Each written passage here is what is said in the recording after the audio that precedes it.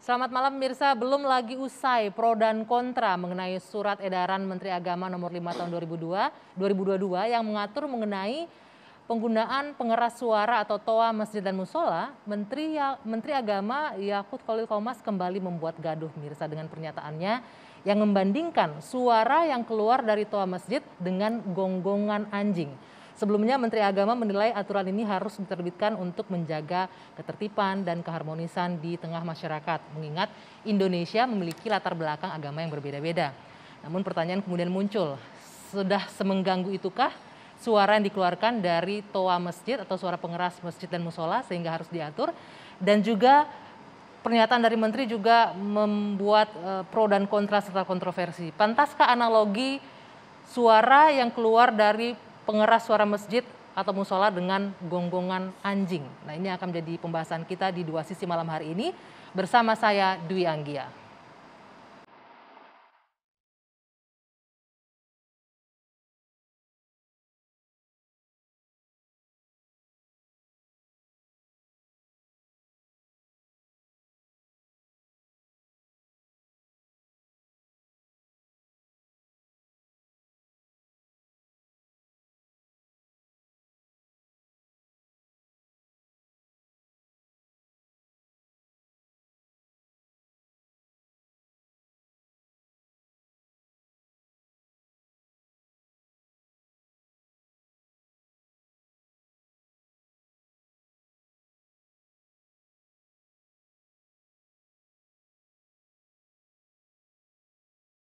Rumah ibadah saudara-saudara kita non-muslim itu bunyikan toa sehari 5 kali dengan kenceng-kenceng secara bersamaan, itu rasanya bagaimana?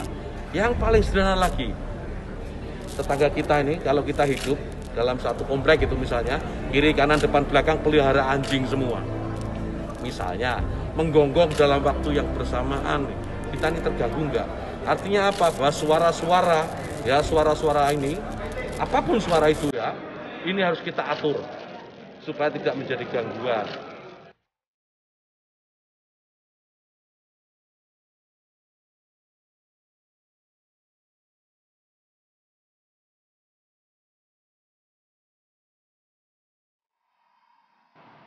Untuk mendiskusikannya sudah bergabung bersama saya 4 orang narasumber di studio. Saya akan memperkenalkan satu persatu. Di sebelah kanan saya sudah ada Pak Anwar Abbas, Wakil Ketua MUI. Assalamualaikum, selamat malam Pak Anwar. Boleh digunakan mikrofonnya nanti ya Pak ya. Kemudian Waalaikumsalam. Di ujung sana ada Mas Mustafa Narawadaya, pegiat media sosial. Selamat malam. Assalamualaikum. Assalamualaikum warahmatullahi wabarakatuh. Waalaikumsalam. Dan di sebelah kiri saya ada Pak Profesor Komarudin Amin, Dirjen Bimas Islam Kementerian Agama. Selamat malam. Assalamualaikum Pak. Selamat malam. Assalamualaikum warahmatullahi wabarakatuh. Waalaikumsalam. Di ujung sana ada Bung Ade Armando, pegiat media sosial. Selamat malam Bung Ade. Selamat malam. Baik, ini ada beberapa poin yang akan kita diskusikan malam hari ini. Tentunya Bapak-Bapak juga sudah mendengar dan mengikuti bagaimana perjalanan informasi hari ini, termasuk yang menyita perhatian masyarakat bahkan menuai kontroversi adalah pernyataan Menteri Agama. Tapi nanti sebelum kita masuk ke sana, saya ingin ke Prof. Kamarudin, Pak Dirjen, ini mengenai surat edaran Menteri. Sebegitu urgenkah, sebegitu penting sampai harus sekarang ini diatur? Karena kalau kita melihat aturannya dari surat edaran Dirjen Bimas Islam juga sudah ada dari tahun 78 ya. Kenapa harus sekarang dikeluarkan kembali surat edaran yang mengatur penggunaan pengeras suara di masjid dan musola? Izin buka masker ya. Baik, bismillahirrahmanirrahim. Assalamualaikum warahmatullahi wabarakatuh. Waalaikumsalam. Perlu saya sampaikan kepada pemirsa, kepada kita semua bahwa surat edaran ini tidak muncul tiba-tiba ya. Melalui proses diskusi panjang, melalui penelitian bahkan melibatkan banyak pihak, Majelis Ulama Indonesia, Dewan Masjid Indonesia, ormas-ormas Islam, bahkan juga para tamir-tamir masjid kita undang, kita diskusikan. 1 tahun saya diskusikan ini. Kemudian menghasilkan surat edaran ini. Surat edaran ini sesungguhnya ada 3 poin penting yang mohon menjadi perhatian kita bersama. Yang pertama tentang durasi. Durasi dibolehkannya kita mengeluarkan suara dari pengeras suara itu keluar ya. Durasi yang kedua adalah volume, ya, tentang volume suara. Yang ketiga adalah tentang keindahan atau kualitas suara yang dikeluarkan. 3 poin itu. Pertama tentang durasi. Durasi ini juga misalnya 10 menit sebelum sholat subuh. Ya. Ini hasil diskusi panjang. Ada yang bertanya, kenapa 10 menit? Kenapa tidak 5 menit saja? Kenapa tidak 15? Kenapa enggak 1 jam? Ini adalah titik moderat yang kita temukan bersama-sama dan juga berhasilkan survei dan penelitian yang kita lakukan. Dewan Masjid engage sangat luar biasa. Kemudian volumenya, kenapa desibelnya 100? Kenapa tidak di atasnya, kenapa enggak di bawahnya? Ini adalah titik moderat yang kita temukan bersama-sama hasil diskusi, yang kita asumsikan bahwa titik ini mampu menciptakan kenyamanan, kesyahduan, keindahan. Sehingga syiar yang dimaksudkan dengan suara itu tidak terdegradasi, tidak terdowngrade. Karena suaranya terlalu keras. Karena apapun itu, jangankan suara apapun itu, mengaji, sholawat, tarhim, atau lagu-lagu kalau keterlaluan suaranya, pasti tidak nyaman kedengarannya.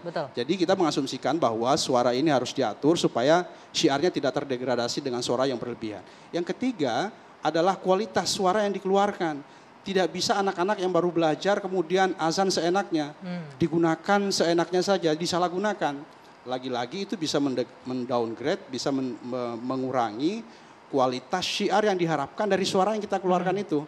Jadi 3 poin itu saja sesungguhnya inti substansi dari surat edaran ini. Sekarang pertanyaannya, kenapa ditingkatkan menjadi surat edaran menteri? Padahal sebelumnya sudah ada instruktif Dirjen Bimas Islam.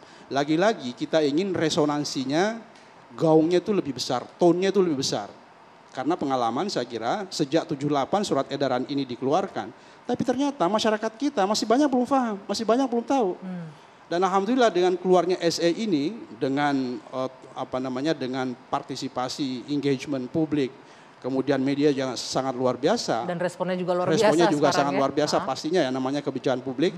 Pasti ada prokosnya ya. Tetapi mohon maaf saya mau mengatakan bahwa sebagian besar yang sempat kami pantau itu mendukung. Ya, mendapat penerimaan publik yang sangat luar biasa. Saya potong sebentar Pak Dirjen. Tadi disebutkan agar ini diatur sehingga masyarakat lebih aware, lebih tersosialisasikan dan lain-lain. Tapi masalahnya mungkin ini kan aturan sebagai himbauan saja nih Pak Dirjen, tanpa ada sanksi. Apakah itu akan bisa efektif? Kita lihat tahun 78 sudah ada nih surat edarannya, ternyata itu tidak efektif juga. Apa bedanya kalau sekarang dikeluarkan lagi surat edaran tanpa sanksi juga akan sama saja, bukan? Ya, jadi konteksnya sesungguhnya edukasi. Konteksnya adalah pembinaan, konteksnya adalah pengawasan. Oleh karena itu, surat edaran ini kami sadari tidak mungkin bisa efektif kalau tidak ada keterlibatan publik. Oleh sebab itu, surat edaran ini menyasar bukan hanya Kementerian Agama, tapi juga DMI, juga MUI, ormas-ormas Islam, dan seluruh masyarakat. Konteksnya sekali lagi kita mengharapkan surat edaran ini bisa berfungsi instrumental untuk mengedukasi, membina, mengawasi masyarakat kita. Ini kan untuk kepentingan bersama, kebutuhan bersama, interest kita bersama. Jadi kita harus terlibat bersama-sama untuk memastikan bahwa surat edaran ini akan berfungsi instrumental untuk menciptakan kenyamanan, kedamaian, ketentraman, kesyahduan, dan poinnya seterusnya. itu, saya mau ke Buya Anwar. Ini disebutkan Buya bahwa untuk menciptakan kedamaian, keharmonisan, ketentraman kehidupan warga masyarakat. Dan tadi juga disebutkan bahwa sudah melibatkan DMI, Ormas Islam, dan juga takbir masjid. Selama 1 tahun ini proses dilakukan sampai akhirnya dikeluarkan surat edaran ini. Tanggapannya bagaimana? Apakah memang se-efektif itu dibutuhkan? Mulai dari perspektif edukasi ya.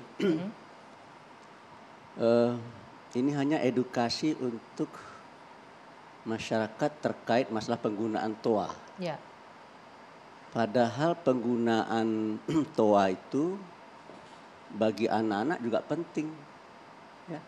Karena kalau mereka bisa diberi kesempatan azan atau mengaji dengan menggunakan toa itu ya, itu menggairahkan sekali. Jadi kesimpulan saya ya kalau itu dasarnya ya edukasi, saya setuju pendekatan edukasi, mengedukasi masyarakat mengenai masalah penggunaan toa ya. Tapi ada perspektif dari edukasi yang lain gitu. Apa itu perspektif edukasi lain? Mungkin barangkali sewaktu kita kecil ya, saya kan juga sering diminta oleh orang tua untuk azan mempergunakan mic itu ya. Wah itu senangnya luar biasa, sangat berkesan sekali gitu ya. Jadi saya mendapatkan edukasi dari penggunaan toa itu. Dan orang mendengar gitu kan, lalu masyarakat ngomong, oh tadi malam Anwar Abbas azan ya gitu kan. Oh iya senang sekali. Itu kan edukasi ya. Sehingga membuat kita ada punya pride, punya kebanggaan gitu ya. Oleh karena itu bagi saya ya kebijakan ini belum holistik. Menurut saya pendekatannya belum holistik. Hanya dari perspektif keamanan, kenyamanan ya. Ya kalau bagi saya jangan hanya perspektif kenyamanan, keamanan saja ya. Apalagi? Ada perspektif-perspektif lain, misalkan menanamkan nilai-nilai ajaran agama kepada anak ya. Bagaimana mereka supaya senang azan gitu ya.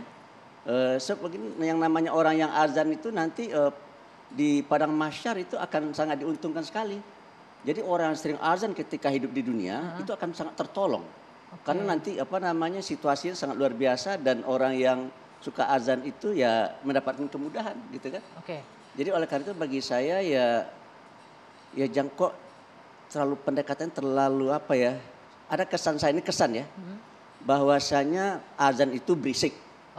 Membaca Al-Quran itu berisik gitu ya. Oleh karena itu karena itu berisik harus dihentikan kan gitu ya, atau dikurangi keberisikannya atau tempo keberisikannya tadi. Pendekatan dari segi durasi gitu kan. Durasi dan juga volumenya diatur. Tetapi timbul pertanyaan pada diri saya ya. Kalau seandainya kita hidup di tengah-tengah pluralitas yang agamanya bermacam-macam, saya agak bisa memahamin ya. Tetapi kalau seandainya seperti di kampung saya, itu muslim semua gitu ya. Orang yang beragama Islam semua dan semuanya senang gitu kan. Warga yang mayoritas Islam begitu mungkin. Ya, oleh karena itu bagi saya edaran ini jangan digeneralisir pemberlakuannya ya. Baik.